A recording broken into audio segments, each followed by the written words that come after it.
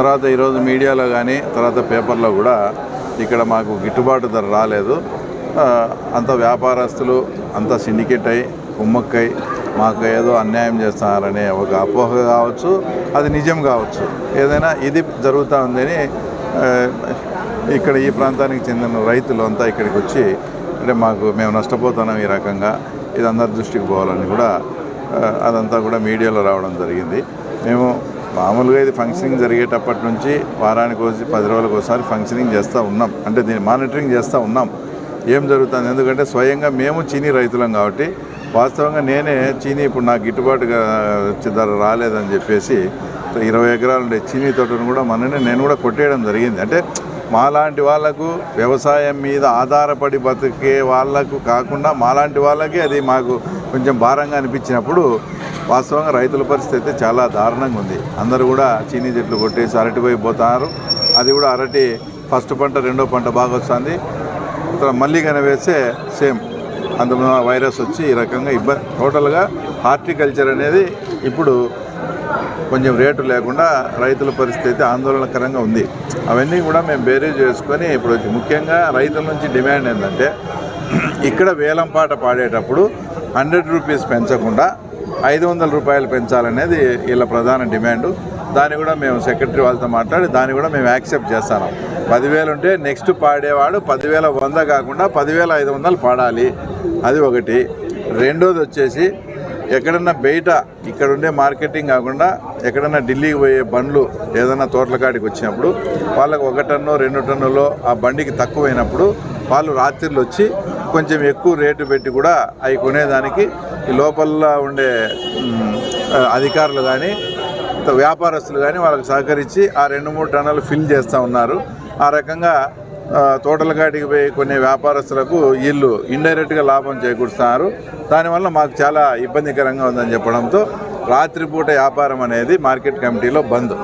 ఏ time అయితే fix చేస్తారో day time ఎంతవరకు 9 నుంచి సాయంత్రం 4 వరకే ఉంటుంది. 4 తర్వాత ఎంత డబ్బు ఎక్స్ట్రా ఇచ్చామని మభ్యపెట్టినా కూడా దాన్ని ఇక్కడ ఉండే వ్యాపారస్తులు కానీ అధికారులు కానీ సహకరించకుండా ఆ వ్యాపారం అనేది క్లోజ్ చేసేట్టుగా అది కూడా ఇప్పుడే మేము అమలు పరుస్తూ ఉన్నాం.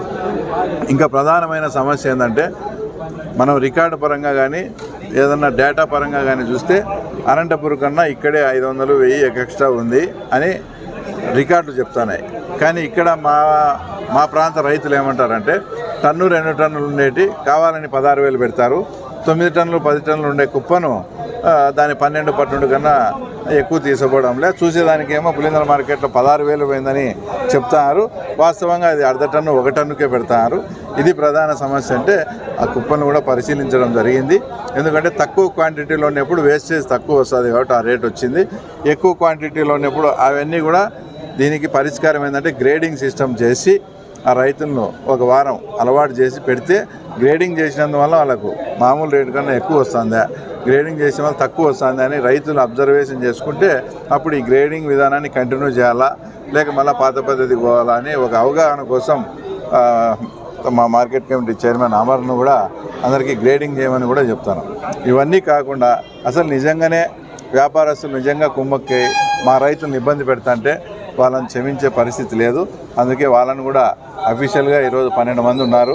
రేపు అప్లై చేసిన వాళ్ళు 20 మంది 30 మంది వ్యాపారస్తులతో కూడా రేపు మీటింగ్ పెట్టుకొని ఎందుకు ఈ అపవాదం వస్తుంది, ఎందుకు రైతుల నుంచి ఈ సమస్య వస్తుంది, దీనికి ఏంటని వాళ్ళతో కూడా కూలంకషంగా చర్చించి ఆ చర్చలో రైతులకు సంబంధించిన ప్రతినిధులను కూడా రమ్మని వాళ్ళతో కూడా డిస్కస్ చేస్తాం.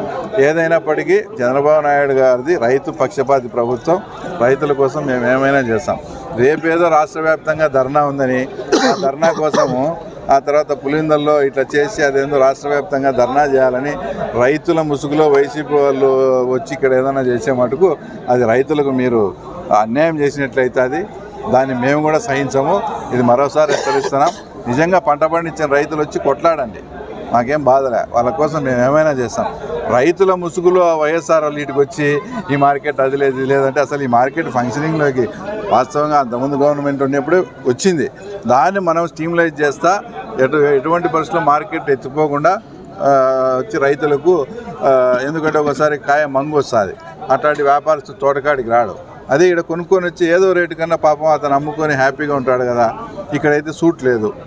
వ్యాపారస్తుడు తోట దగ్గరికి వచ్చి 2.5 టన్ను సూట్ ఇవ్వాలా. ఇవన్నీ ఆలోచన చేసి మేము రైతుల కోసం కరెక్ట్గా ఏదైనా కానీ చాలా పద్ధతిగా రైతులకు నాణ్యమైన రేటు వచ్చేట్టుగా చేస్తాం. వాస్తవంగా చీనీ రైతుల పరిస్థితి అయితే రైతులు ఆందోళనకరంగా ఉంది. మేము ముఖ్యమంత్రి దృష్టికి కూడా తీసుకుపోయి ఇది ఏదన్నా కానీ అంటే అదేమంటే పల్పు తయారు చేసే ఇండస్ట్రీ కానీ చీనీ కూడా కోల్డ్ స్టోరేజ్లు ఏమైనా పెట్టేదానికి కూడా ప్రయత్నాలు జరుగుతూ ఉన్నాయి. ఫుడ్ ప్రాసెసింగ్ చేయాలని కూడా అంతా ఉంది. ఇవన్నీ ఒకవైపు, ఈ మార్కెట్ ఒకవైపు. రేపు వ్యాపారస్తులతో అందరితో కూర్చొని మాట్లాడితే ఒక అవగాహన వచ్చి ఇలా సమస్యకు శాశ్వత పరిష్కారం అయితే తప్పకుండా చూస్తాం. కొత్తగా కూడా లింగాల మండలం గునకలపల్లికి చెందిన అమర్నాథ్ యాదవ్ను ఈ కమిటీ కూడా వేసినాం, మార్కెట్ కమిటీ చైర్మన్గా. ఇతను కూడా యువకుడు. ఇతను కూడా అరటి తోటలు బాగా పండిస్తాడు. ఇతని వ్యవసాయం కూడా, ఇతని జీవనాధారం కూడా అరటి తోటలే. కాబట్టి ఇతని ఆధ్వర్యంలో అందరూ వేసి రోజు మానిటరింగ్ చేసి, అంతకుముందు అంటే చైర్మన్ లేడు, వాళ్ళు వేసిన చైర్మన్ ఉన్నాడు, వాళ్ళకి గవర్నమెంట్ పోయిందని ఆసక్తి లేక ఈ రకమైన ఇబ్బంది జరిగింది. అమర్నాథ్ యాదవ్ నాయకత్వంలో మీరు కూడా ఉండి ప్రతిరోజు ఈయన వచ్చి మానిటరింగ్ చేసి 10-15 రోజులు దీన్ని స్ట్రీమ్లైజ్ చేస్తే తర్వాత రైతు ఇంటికాడ ఉండి ట్రాక్టర్ పంపించినా కూడా మీ రేటు మీకు వచ్చేట్టుగా చేస్తాం. రైట్ మా థ్యాంక్ యూ. 11వ తారీఖు వచ్చి ఆందోళన చేస్తాం.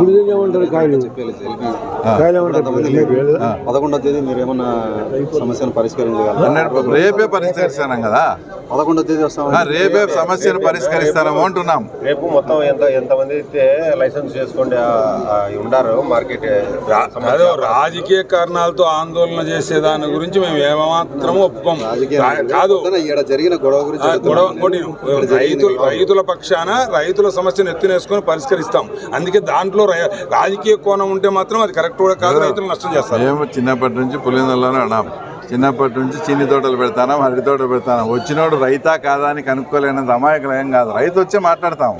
రైతు ముసుగులో వేరే వాడు వచ్చే అది సహించమని చెప్తానా.